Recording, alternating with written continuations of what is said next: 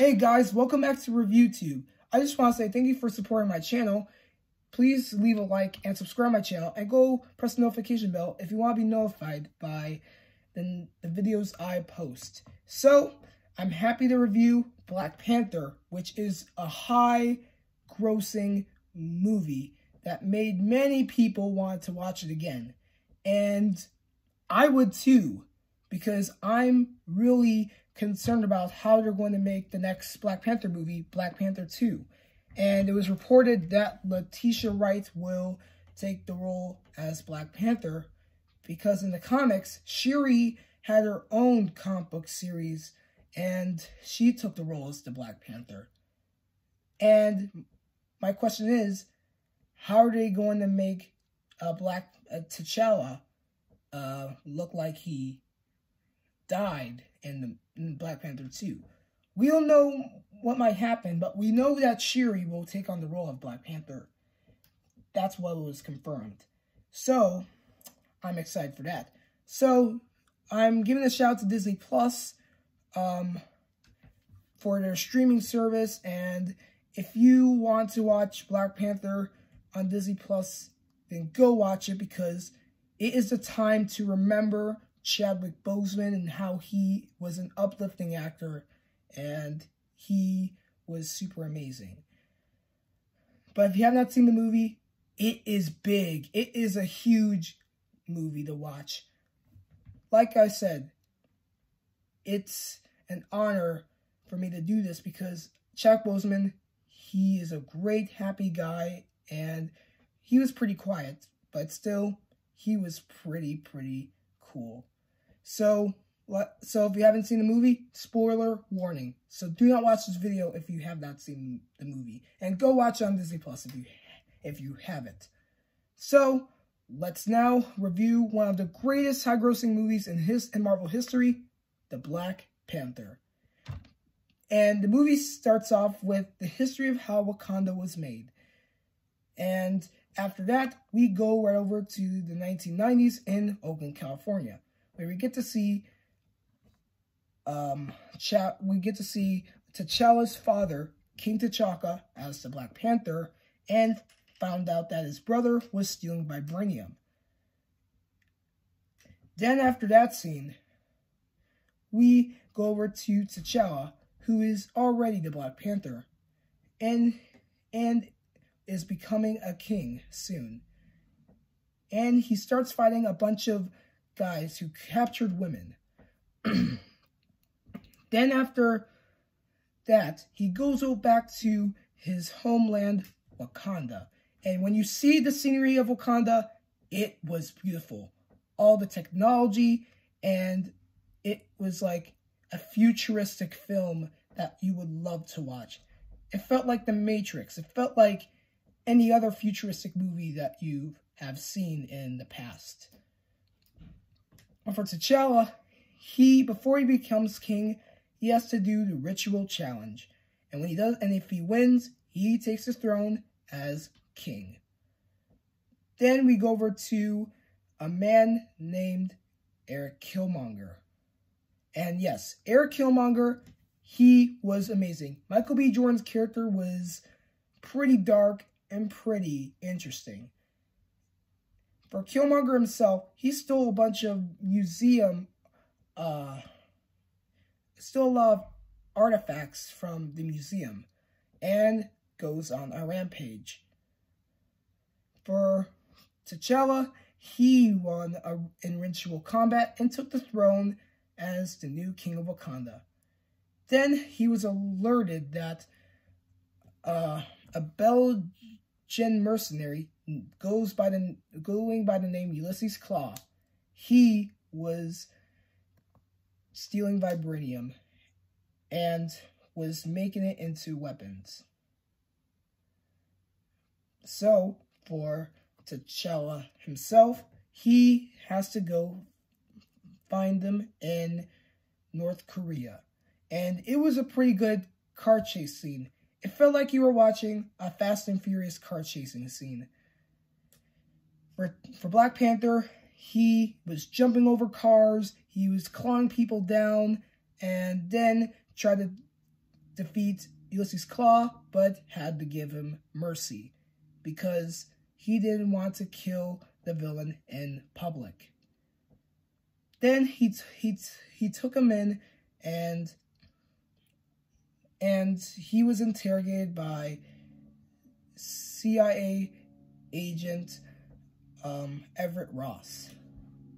And then it was an escape when Killmonger took Ulysses Claw, and T'Challa was too late. For T'Challa himself, he wanted to know who this mysterious person was. So he asked Zuri about who that mysterious man was and what he was doing, and why his father left him in Oakland, California.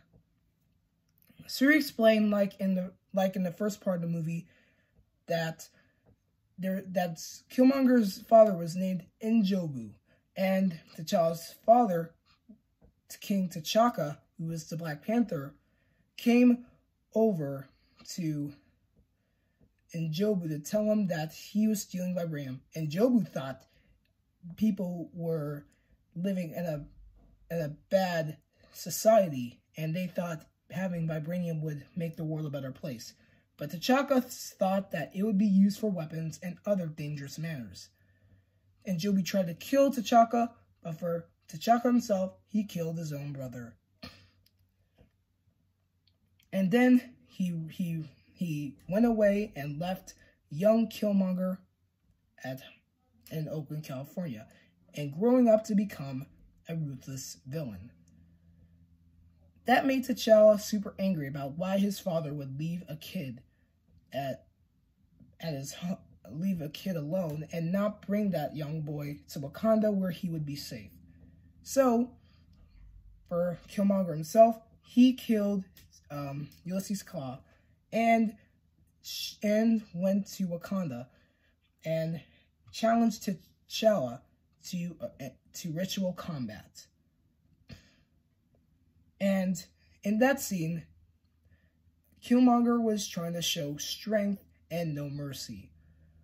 For Zuri, he stopped them and explained that he was the cause of his father's death, which led to his death. And Zuri sacrificed himself. For Killmonger, he grabbed T'Challa and threw him off the river. And Killmonger becomes the king of Wakanda. For Killmonger himself, he was in the ancestral plane where he talked to his father, and it was a pretty reasonable talk to have with him. And for Killmonger himself, he really had a good bond with his father, but still didn't really care because he was just like his father, being ruthless, being a thief, and everything that his father was.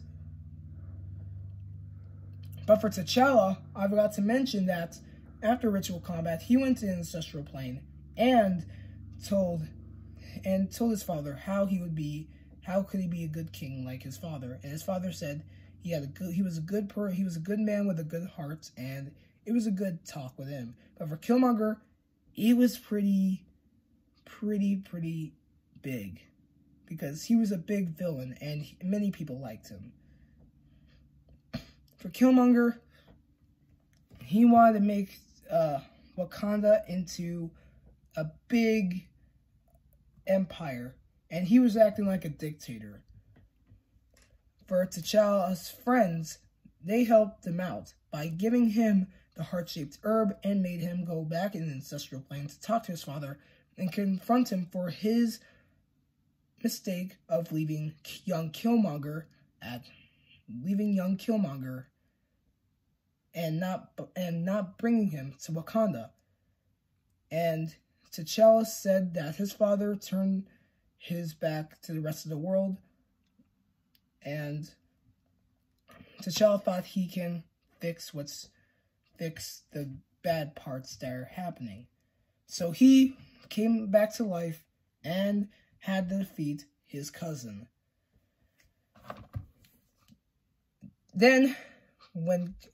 Black Panther came back, there was a big, big fight against Killmonger and Black Panther. And it was epic. Then T'Challa defeated Killmonger, and Killmonger didn't want to be part of Wakanda. T'Challa wanted to help Killmonger out, but didn't even care.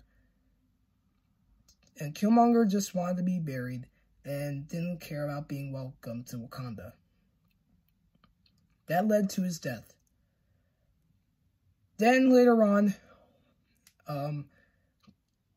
T'Challa and his sister Shuri were in Oakland, California, where they saw the old hotel where their father killed their uncle.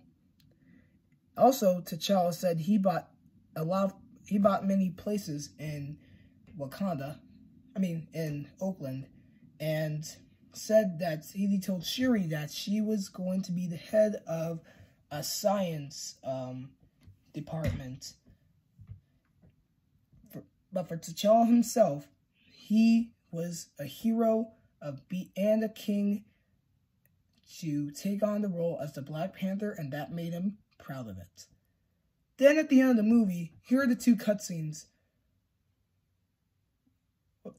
Not a cutscene, there are two end credit scenes. The first credit scene was T'Challa was in front of a big audience telling them that he would be glad to be a friend and share his hospitality to the entire world.